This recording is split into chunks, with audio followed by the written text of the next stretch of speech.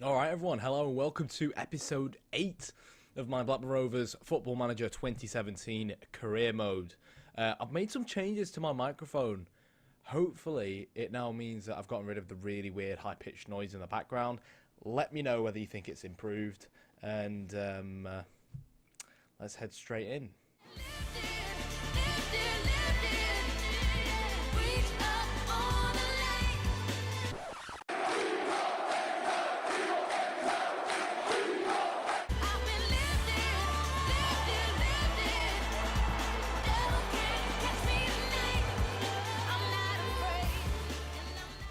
So obviously we're coming into this next game fresh off the last episode. Like literally we've played no games between the last episode and now because we've got Man United in the FA Cup.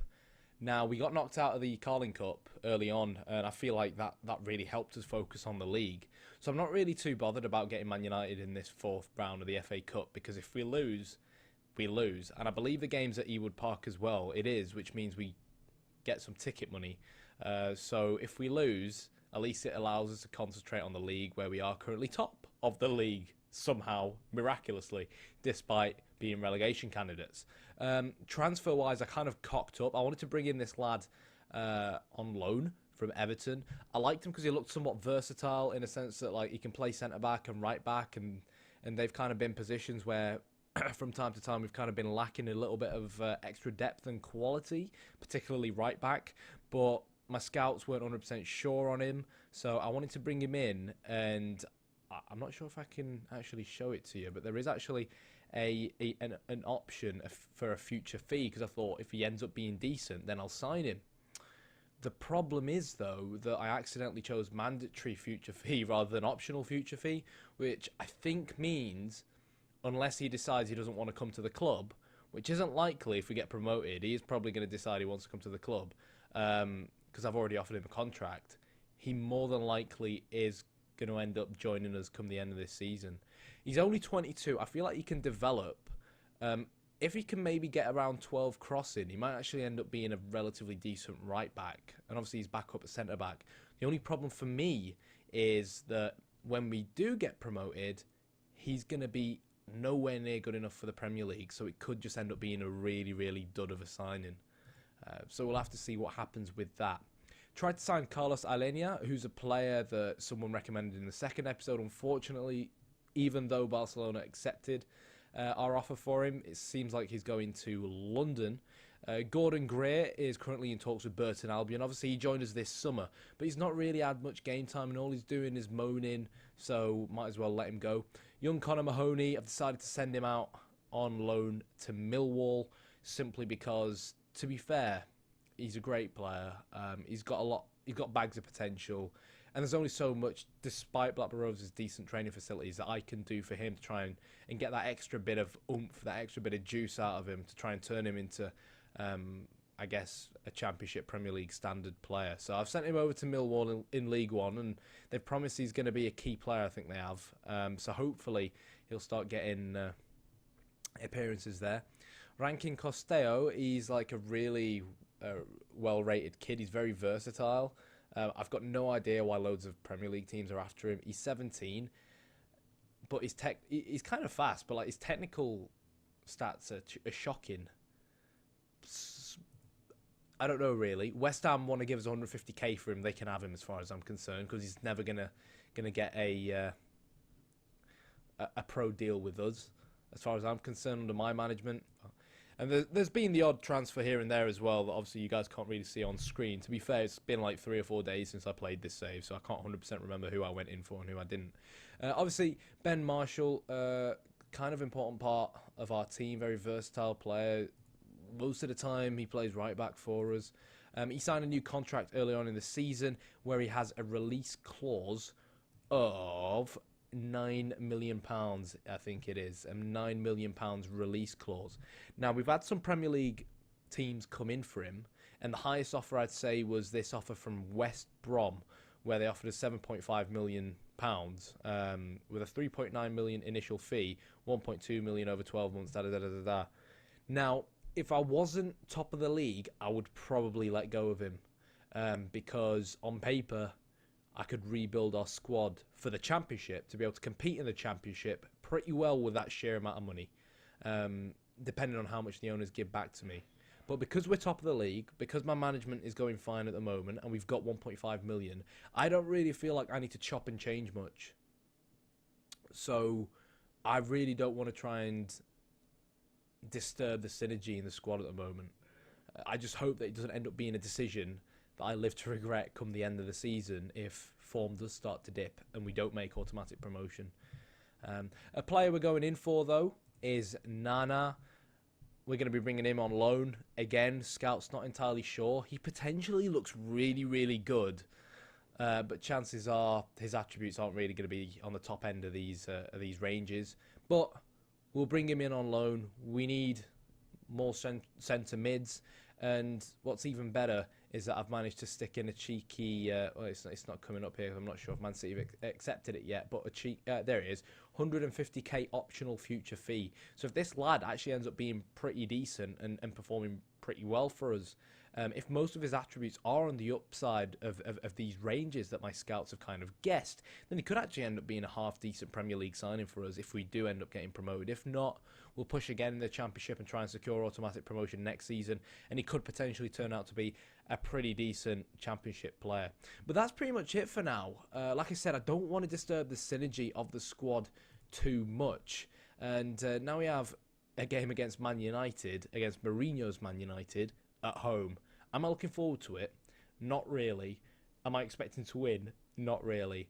But I think it's one of them games that you guys would enjoy watching. So, Mourinho, come at me, bro.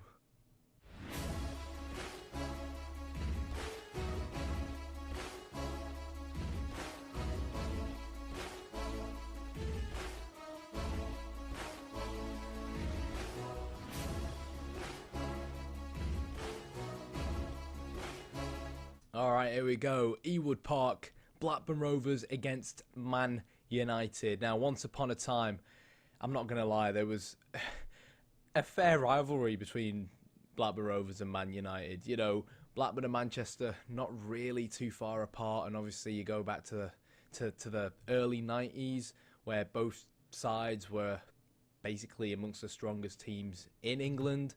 So a bit of a rivalry that we're going to try and reignite, I think, up against Mourinho's Man United in this case at home. So we started off defensively, we'll try and keep Man United quiet, but so far so good. It seems like 33 minutes have gone and, well, not much has happened. If you take a look at Man United's side, I was really quite surprised by how strong their side was. I wasn't really expecting Mourinho to field such a strong side, but he has. Marcus Rashford up front, obviously, instead of Ibrahimovic, which is understandable. But, you know, that to one side. Mata, Schneiderlin, Valencia, Phil Jones, Luke Shaw, De Gea, obviously Phil Jones, ex-Blackburn player, Blackburn fan as well. So, you know, these are some world-quality players that we're up against. And you know what? We could take the lead with a decent free kick. Charlie Mulgrew, the Scotsman, scores his first goal of the season. And David De Gea looked like he got completely wrong-footed over the wall. And I think that hit Juan Mata's head. Gotta feel sorry for Juan Mata's Spanish compatriot there. But who cares? We're 1-0 up against Man United at home. And I know I said earlier on that I'm happy with your performance so far. I know I said earlier on that I'm not really bothered about the FA Cup, because if we go out the FA Cup, then it's not really the end of the world, is it? It just means we can focus on the league. But a 3-1 victory against Newcastle, if we manage to actually hold on to this and beat Man United, just imagine what it's going to do for team morale. But here we go. Graham rallies the troops and pushes forward as Sanogo wins the ball back and finds Elliot Bennett as Ben Marshall. Well, he was on the overlap. I'm not sure if we'll find him. Yet Bennett will just about find him, but he's a little bit slow, is Elliot Bennett. Likes to moan, Elliot Bennett. Likes to moan about not playing much. But anyways, Danny Graham to Elliot Bennett, who finally finds Marshall, who whips the ball in, and Sanogo makes it 2. See you later, Jose Mourinho. You can't mess with us, mate. Blackburn Rovers 2, Manchester United 0. And you kind of got to feel sorry for Man United. They've never been enough since Sir Alex left. I mean, funnily enough, we actually beat Man United under he who shall not be named, i.e. Lord Voldemort, when he was our manager in our final season in the Premier League. Funnily enough, so we still went down, and it's looking very, very likely that the same thing's going to happen this season, where we beat Newcastle at St James's Park and then go down. Fortunately, though, in our little makeshift football manager world, I am the manager, not Owen Coyle. So it seems like we're not doing too badly. So Sam Gallagher warming up. He's going to come on for Danny Graham, who, to be fair, hasn't really had the best game of his career, to be brutally honest. So we'll just sub him on. And so far, this counter mentality working really, really well. And Man United, have not really had much of a sniff. Young is going to come off for Gomez, but I'm not sure. I think there's only so much Man United can really do now. So who's tired? Because we need to keep legs fresh. I'm going to bring on Heigelshire. He's not played in a while. I know I just butchered the pronunciation of his name, but I'm kind of excited in case you can't tell. Hope Akpan shall come off. No, he shan't, because we lack central midfielders. This is what I was talking about early on. That's why we're looking at that young Man City lad, because we really are lacking central midfielders at the moment. We've got Jack Byrne, who's also on loan from Man City, but he's more of a playmaker type of player. And to be fair, given that we're playing a 4-4-2, I find it sometimes really difficult to fit in an actual playmaker in the middle of the park. I prefer a box-to-box and a more of a defensive midfielder, you know what I mean? Someone that gives that extra bit of stability in front of the back four. But anyways, right, what am I going to do? I've got no idea what I'm going to do. What I'm going to do is I'm going to move Corey Evans into midfield, move Charlie Mulgrew into defensive mid, and I'm actually going to sub on Browning from Everton. Oops, wrong guy. Sub on Browning from Everton, see how he does. It'll be a good confidence boost for him. Decent debut for him as well, beating Man United. So give him a run around and see how he does. But anyways, here we go. Man United finally going to start flexing their pecs as Rashford's header finds Wayne Rooney, who finds Mata, who glides the ball towards Schneiderlin, and Man United trying to keep possession here, and it looks like they are going to play in Jesse Lingard, who, plays the ball across the goal, and Angel Gomez, the lad that was subbed on for Alex Young. Alex Young? Is he called that? Ashley Young. Alex Young, for Ashley Young, does find the back of the net, and yeah, good job, Marshall. So, let's just slightly modify things now. We'll sit deeper, look to waste time, be more disciplined, and get stuck in a little bit more. And that should, fingers crossed, hopefully, see the game out for us. You look at the match stats, we've had 2 goals and 2 shots on target. But, in football, you make your own luck. And to be fair, the 2 goals we scored were really good up against one of the best sides in the Premier League. So, massive, massive confidence boost for us. Charlie Mulgrew, brilliant free kick. And we've got a penalty as well. I think that was Browning that got hit. I'm not going to lie, that did look a bit soft. But with 2 minutes to go, I don't really think Man United are going to get back into the game. So, quick sip of coffee. As Ben Marshall looks to... Oh, God. Good save, Daniel De Gea. David De Gea. Alex Young and Daniel De Gea. It was at this moment that he knew. He fucked up. Yeah, I'm not good with names. But anyways, here we go. So it looks like last kick of the game almost. 30 seconds to go. Are we going to win another penalty? Browning tries to get on the end of it. And all Hobben has to do now is try and waste time. It's always the worst on FM, and you've got it on key bloody highlights, but...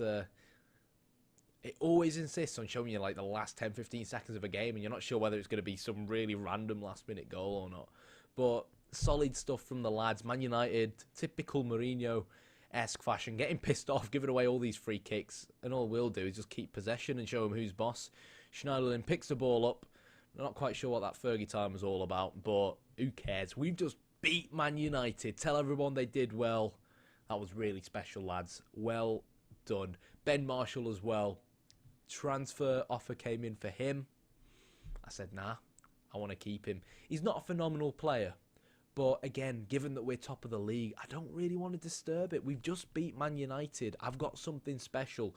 being built here tactically, even though we should be relegation candidates, and I'm really proud of it. And you've really got to be careful to not get carried away, sign too many players, and disrupt your team cohesion. But here we go. We've won 67.5k.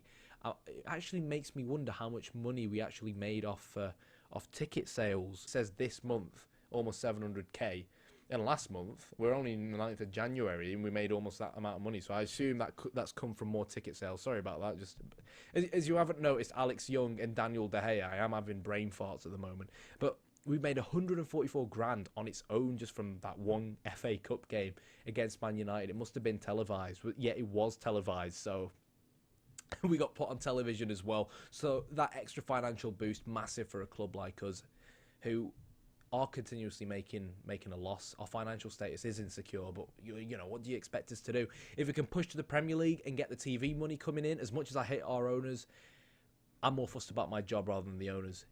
If that TV money starts coming in, naturally, because FM's a game, I will start getting transfer money to spend. And hopefully we will be able to stay up in the Premier League if we get promoted. And hopefully me keep on continuously saying Premier League will not jinx it. But as you can see, we're going to get Fulham next in the 4th round. That must have been in 5th round then. Ryan Giggs is going to be looking to get revenge for us beating Man United. They're 16th in the Sky Bet Championship. So, Tom Kearney, we could be coming for you. Perhaps if we do get promoted, and I really need to stop saying that because knowing me, I'm going to end up bottling it. But on that note, that's going to be it for this episode. It's gone on long enough. I can't believe last episode we beat Newcastle. This episode we beat Man United. Who wants to put money on the fact that we're going to lose to Ipswich and Birmingham? But I'm not quite sure what the next episode is going to be. I can make it the next FA Cup game, for example, and just give you guys a quick update on how we did in the league. That could be a decent idea because we all know how magical the FA Cup is. Just let me know in the comments, and hopefully your wish will be my command. So until next time, remember to hit that like button, subscribe, and thanks for watching.